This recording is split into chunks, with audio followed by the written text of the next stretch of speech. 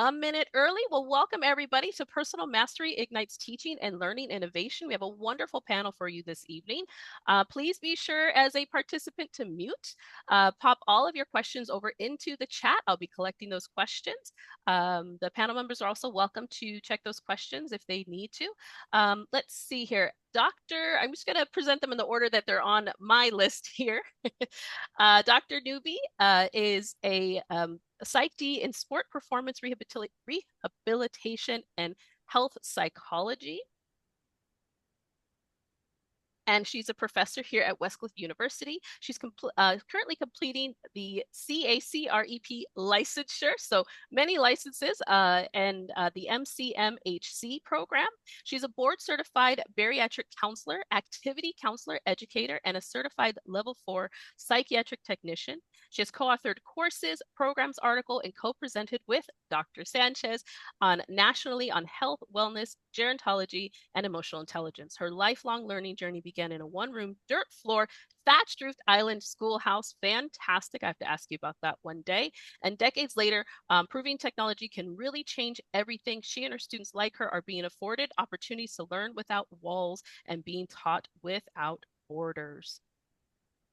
Dr. Tanya Sanchez is a Doctor of Nursing Practice, DNP, and a Master of Science in Nursing, MSN, and a Bachelor of Science in Nursing as well. In addition to her academic qualifications, she possesses multiple health professional licenses and certifications. With over 20 years of health-related experience, Dr. Sanchez has served numerous academic and leadership roles. We know them well here at Westcliff. We're so fortunate to have her, including faculty discipline lead and clinical coordinator. She has taught a broad range of courses across health professions, nursing programs, and others, playing a key role in the development of undergraduate curricula focused on health professions, patient care, nursing, and education.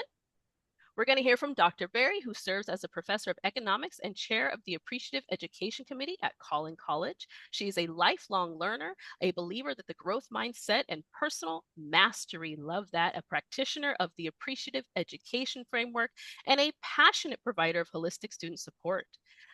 She is a published author in the field of appreciative education and has presented on the topic of student success at several national and international conferences. Her research interests include student support, specifically in the virtual environment, positive mindset, thriving, and student success. And we're also going to hear from Dr. Robert Brown, who is a professor at Collin College since 2014 in the field of biology, anatomy, and physiology. He earned his BS degree in biochemistry from Texas Tech and his MD from the University of Texas Medical Branch at Galveston. Dr. Brown is involved in many curriculum-based committees at Collin College, such as the Biological District Curriculum Team, with a focus on implementing the most current scientific findings into the college's biology course offerings, as well as maintaining rigor across the district. He is also involved in efforts to enhance student engagement through collaborative initiatives such as Health Science Symposium, which brings together local dual credit students enrolled at the college's Health Science Academy with biological science students at the college. Outside of teaching, Dr. Brown enjoys travel and woodworking. And finally, Dr. Roberta Crava is a biology and anatomy and physiology professor at Collin College. With over 10 years of teaching experience, she earned her PhD in cell and tissue biology from the University of Sao Paulo, Brazil, and previously worked as a senior research assistant at UT Southwestern in Dallas. She's published over 13 papers and presented at various conferences. She's passionate about student success, and she integrates team-based learning and other engagement methods in her classes. She co-founded the Health Science Symposium and with the college students through mentorship, and currently chairs the Health and Safety Fair Committee, promoting health education and community outreach. Outside of the classroom, she enjoys reading and spending time with her family and friends. Welcome to our fantastic panel. I'm going to go ahead and turn it over to you. Okay, so welcome everybody. We're really glad that you're here. Again, our presentation is on personal mastery, how it ignites teaching and learning innovation. And we have some objectives here that we'd like you to think about and what we expect you to be able to have received from when you're done with this particular presentation. The first thing is we want you to be able to define what is personal mastery within learning organizations such as Westcliff University. We want you to be able to explain personal mastery and how its effects on systems or systems thinking come about. We also want you to be able to explore related theories related to the personal mastery concept and use, and be able to apply a mentor research-based student learning activity promoting personal mastery. And we'll provide you with an example of that. And we want you to be able to apply appreciative inquiry practices to foster personal mastery. So with that, I'm going to turn this over to Dr. Tanya Sanchez. All right, I'm going to start off talking about learning organizations and personal mastery. This all comes from the fifth discipline, the art and practice of learning organizations by Peter Senge, 2006. I have the book here. A learning organization continually adapts and evolves by fostering a culture in which individuals expand their capacity to learn, share knowledge, and innovate together. Senge, 2006. Learning extends beyond individual experiences to include insights drawn from the larger system, creating a collective area for growth. Personal mastery, therefore, is at the center to this process. It involves clarifying one's mission or vision, aligning learning with purpose, and committing to an ongoing growth through reflection. For example, asking questions of yourself like, what matters the most? Who am I? What is my purpose? And what is true? So in the picture to your right on your screen, you can see you are in the current kind of middle, and your vision again is on the right, and the negativity or less beliefs are on the left, and you're kind of pulled between these back and forth. Again, trying to, I would say, go towards your vision and not your vision. Stay away from there. It creates a productive tension, therefore, between current reality and future aspirations, fueling transformation. Personal mastery connects with Senge's other disciplines in his book, Shared Vision, Mental Models, and Team Learning, all unified by systems thinking. In practice, it strengthens both individual growth and organizational change. Next, we'll talk about systems thinking and systems theory. Systems thinking, Senge's fifth discipline, provides the framework for understanding how actions generate long-term consequences. It emphasizes that interconnectedness of parts within a whole, rather than treating them in isolation or in silos, like in many organizations. Laszlo and Krippner, 1998, described general systems theory as a grounded, interdependence, feedback, and hierarchy systems field. Dynamic systems theory builds on this by highlighting adaptive and emergent within changing environments. Complex adaptive systems extends further this perspective by showing how learning, self-organization, and collaboration sustain resilience and flexibility in the face of external pressures. Next, research on personal fit or organization underscores the importance of value alignment between individuals and organizations. This was presented by Flato, Harrison, and colleagues in 2025 when they found that when values align, individuals experience less burnout and build greater trust when paired with a meaningful job satisfaction, building resilience and enhancing joy at work. This demonstrates how individuals thrive when personal mastery is supported by organizational culture, both enforcing commitment and learning. Next, we'll talk about emotional intelligence in learning organizations. Emotional intelligence, as defined by Goleman in 1995, is vital to sustaining learning organizations. Core competencies of emotional intelligence include self-awareness, self-regulation, motivation, empathy, and social skills. All these equip us to manage our emotions, remain resilient, and foster constructive relationships. Growth mindset and adaptability, brought again and articulated by Carol DeWick in 2006, complements personal mastery by emphasizing that intelligence and abilities can be developed through effort and persistence. Again, this kind of connects with our ideas of personal mastery, along with appreciative inquiry, as we'll continue to build in this presentation. This type of mindset reframes challenges and setbacks as opportunities for growth rather than barriers or failures. At an organizational level, growth mindset fosters adaptability and collective learning. Next, we'll talk about dual process theory and decision making. I like to refer them as our think modes. Kahneman in 2011 defined dual process theory as another dimension to systems thinking by distinguishing between fast, intuitive thought or thinking, sometimes referred to as the autonomic pilot or intuitive thinking system one. And the second mode is the more slow, deliberate reasoning using logic to determine an action system two.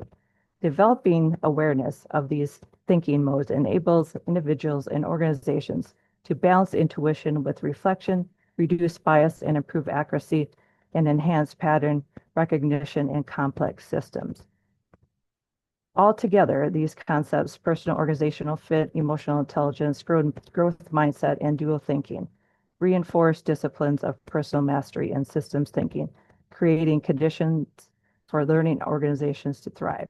When integrated, these frameworks align with Senge's 2006 vision of learning organizations as a dynamic system in which individuals continually expand their capacity to create and co-create together.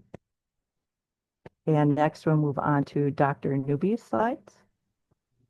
Okay, so personal mastery then has some theory behind it, and we want to look at the theoretical exploration of personal mastery. And if you look over here at this diagram, you'll see here that intrinsic motivation, that motivation from within, I'm always asking my students, what's your why? What makes you do this? That's going to help them find their autonomy, their mastery, their purpose. And then I explain to them all the time that if you're doing something just for what the external reward is going to be, it becomes hollow. It becomes shallow. You want a Corvette, you get a Corvette, now you need a Bugatti, right? Like you're never going to be really happy if you're looking for an extrinsic motivation. You have to be internally and intrinsically motivated. So we don't want to have that extrinsic item that we're looking for. We aren't going to get personal mastery that way. We're going to be looking for compensation, punishment, reward. That's not really going to help us with personal mastery. Now, there are several theories that we can talk about with personal mastery. One is the self-determination theory, which Deci et al. In 1991 emphasized autonomy, competence, and relatedness were core drivers of intrinsic motivation.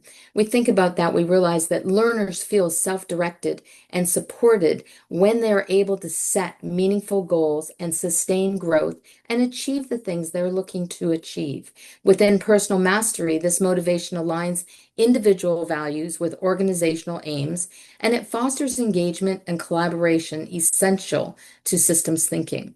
Another theory was the constructivism theory, which, as described by Kami and Ewing in 1996, holds that knowledge is actively built through experience and reflection. For personal mastery, this means questioning assumptions and refining mental models.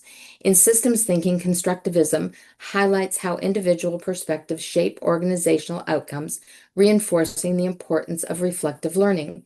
You'll notice that a lot of these dates are rather old, and that makes me wonder if there isn't somewhere that we could converge with AI and possibly, increase the validity and make it more current in the future. I think that's something for future research in the future, right? But going back to one of the other models is what we call the TTM, which is Prochaska's trans-theoretical model. And Raymond and Coburn wrote on this, and it frames a change as a staged process of awareness. In other words, nobody can make a change until they examine where they are and make the decision that they want to change. Once they decide they want to change, they have to figure out how to do that. That's preparation. Then they need to take action. You're never going to get anywhere if you don't take action, right? And once you take action, what's going to stop you from slipping back? You have to maintain that. If you don't believe this, just be at any gym in the United States of America on January the 2nd, and you will see that TTM needs to be in place because by the 8th of January, all those people aren't coming. So personal mastery mirrors the progression by requiring individuals to assess their growth and commit to continual improvement. Applied to systems thinking, then, it recognizes that sustainable change happens at individual and organizational levels. Again, another one of the theoretical constructs is behaviorism by Skinner in 1963 that underscores how reinforcement shapes behavior. In personal mastery, disciplined practice and positive reinforcement strengthen growth-oriented habits. For systems thinking, behaviorist principles guide organizations to reward collaboration and adaptive learning, embedding systemic values into culture. And then, of course, we have Bandura, who's one of Dr. Sanchez's favorites, on social learning theory, which he argued that people learn through observation, modeling, and self-efficacy. I talk to you guys, my students, all the time about this when I talk about becoming masters of what they do. I tell them, you remember when you couldn't tie your shoes? You then became a shoe tying expert, right? You're a subject matter expert. When you lifted your little leg and went, look, I can do it by myself. You never needed anybody else to do it ever again for you. So you became the master of that particular activity. And personal mastery depends on that type of confidence, that self-efficacy that drives persistence and adaptive practice. Within systems thinking, social learning enables shared modeling of effective behaviors across teams and organizations. And then we have Kolb's experiential learning, which sort of goes ahead and it builds on Bandura, and then it talks about the cycle of experience, reflections, conceptualization, and experimentation, as defined by Choshi in 2025, where they illustrated how learning is iterative. Personal mastery thrives on this continuous cycle, translating insights into action. In other words, we're not going for perfection, we're going for progress. We practice, practice, practice to progress, but never perfection, right? So personal mastery then for systems thinking uses experiential learning to strengthen organizations in terms of their resilience by encouraging adaptation and innovation. And together, as Dr. Sanchez alluded, these theories emphasize that personal mastery is not a fixed state. It's something we need a growth mindset for. It is a dynamic process shaped by motivation, reflection, reinforcement, and experimentation. And when applied in learning organizations, these theories collectively support systems thinking by fostering adaptability, collaboration, and sustainable growth. And so now I'm going to turn it over to Dr. Mina Berry. Thank you, Dr. Newby. As Dr. Newby said, personal mastery is grounded in intrinsic motivation. It's grounded in growth mindset, an appreciative mindset, and a collaborative inquiry into strengths of your own and strengths of one another, reframing the negatives and as an opportunity to grow. As the picture says, when a flower doesn't bloom, you fix the environment in which the flower grows, not the flower itself. Next slide, please. So on this slide, on the right-hand side, you see Dr. Jennifer Bloom's 6D Appreciative Education Framework. And on the left-hand side, you see Deb Dana's Autonomic Nervous System as a ladder. How the two are related and how 6D framework works through our nervous system. Let's talk about that. In the 6D framework, the first phase is disarm, which creates safety in the nervous system via a welcoming environment, via a nurturing environment.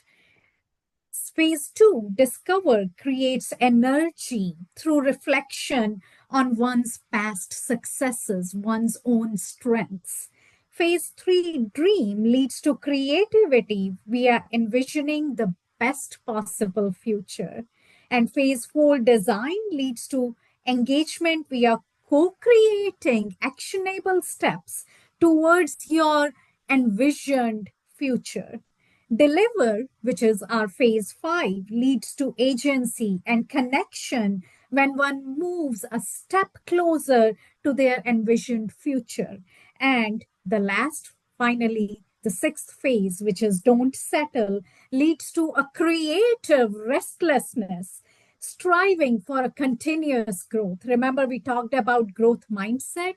So we continually keep honing our skills and keep growing while staying safe in our nervous system, while staying socially engaged, connected, and while staying creative.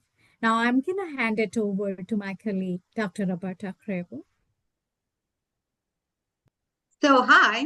So, when we came up with this idea, the idea is to apply all of these things for the Health Science Symposium. So, the main purpose of the Health Science Symposium is a collaborative work between our Health Science Academy students and Collin College students that teach biology. So, the symposium pretty much showcases research completed by the dual credit students that are junior students at a dual credit program. And this is a semester long project. In order for them to present and participate at the symposium, each one of these students now is tasked with submitting a complete research project, which is made of an abstract, a research paper, and a border poster. And they can also add a spacer make artifact for them to actually showcase that. During the before the symposium, before they presented, the Collin College biology students now are going to give them feedback. So they're going to work as a mentor-mentee collaboration where they actually give them back research on guiding the researchers throughout the whole research process. At the end of the semester, the dual credit students now have the chance to present and exhibit their research at the Health Science Symposium. And not only they present to colleagues, but also faculties. And we also have Q&A sections doing there. At the end, the faculty will now choose the best research, and usually they are going to be presented with some kind of prize. And most of the time, this prize is going to be some kind of small scholarship for them to continue their education further on at Collin College. So now Dr. Brown will talk about what we all get from this. Thank you. Could you go back one slide, please? Sorry, forward one more slide. So the point of this was originally just provide them opportunity. So as my colleagues have said, in order to actually do any or improve any kind of personal mastery skills, you have to have the opportunity to try them. And so what we did was we identified certain skills that we really thought were important to highlight, and we were trying to hone in on those. So some of these were things like individual research skills. So giving them the opportunity to develop their own research project, give them a broad topic to look into, but then find their own research and determine, is it actually quality research? Is it going to be applicable to what I'm trying to achieve? Other skills such as communication. So not only being able to communicate with your mentor-mentee relationship, being able to convey your ideas that way, but also giving them the opportunity to convey their ideas to other students, um, teachers, other community members. So the idea of public speaking, which they don't always have the opportunity to do. Now, probably the biggest skill that we were trying to achieve with these students was giving them the opportunity to practice critical thinking. As we all know, especially in the days of AI, it is very, very tricky to get them to actually think for themselves, to reason what's actually a good project and what's not. And so we really wanted to give them that opportunity. For the biological science students, we were also looking at things like critical thinking, making sure that they're actually reviewing the project and looking at it and saying, yes, I agree, this is good research, or no, it's not, and giving meaningful feedback to that. And so also being able to communicate their feedback effectively and provide that mentorship that we were looking for. And lastly, because they are biological science students, we're looking for them to actually apply the knowledge that they've been learning in their biological science courses. So making sure that it is scientifically accurate and it's going to be quality research and going to help the end product. And then as far as personal mastery skills, we also wanted to have kind of a systems approach where we're combining the two groups of students together. So being able to practice systems thinking. So taking the viewpoints of the students in the health science program, taking the viewpoints of the students in the biological sciences, and having them come together to work on a more meaningful and more quality end product.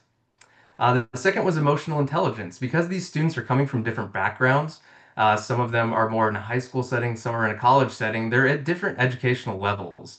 So that requires them to kind of identify their partner, understand where they're coming from, and be able to tailor their communication in order to effectively reflect their ideas. And the last one was just reflective practice. So being able to take the information that they've been given, look through it, find their own meaning, and find what they can contribute to the overall project. And so now I'll hand it back to Dr. Newby to kind of wrap everything up. Okay, well, thank you very much for everybody for attending. And what we wanted to make sure at the end here is two things that I want to talk to you about. Can you get me back up to the slide that has the combined personal mastery skills on it? Okay, I just want to bring you guys to the attention of what this is. This is a macroscopic slide. We allowed this group of students to use their own ideas to come up with personal mastery. It was a semester-long project. This is a microscope slide in a macroscopic size. It's 5'4", human size, anatomically correct, has 7 panes of plexiglass. Each pane describes one section of the body. I'm not the expert in the human anatomy like Dr. Cravo and Dr. Brown are, but I will say that it was pretty impressive. I could walk from ligaments and veins and arteries to organs, and I could just walk around the entire body, and every single thing was actually labeled. And this student who envisioned this, and with this collaborative opportunity with a mentee and a mentor, he was able to put it together, bring it to fruition, and he went on to sell it to Pearson, and they use it, and he was able to use the money from that to put himself through university. So if you think for 1 minute, and I'll go back to the other slide now, please, to the conclusion slide. If you think for 1 minute, personal mastery doesn't matter, it does. It absolutely does. You are in charge of your own decisions. Only one person can prevent you from being successful, and that's you. No matter what you come up against. If I could tell you the things about this particular child or young man, he wasn't a child, who did this particular macroscopic slide, you would be surprised the things that he came up against. But it didn't matter. He had personal mastery. And so we want you to be able to define personal mastery within learning organizations, but also within yourself. What are you going to master within yourself? Be able to explain how you can use personal mastery to think of yourself as a system. You are a system. When you get up in the morning, you have a choice. Put on your happy pants, put on your sad pants. Either way, it's same two legs, same pair of pants. You decide.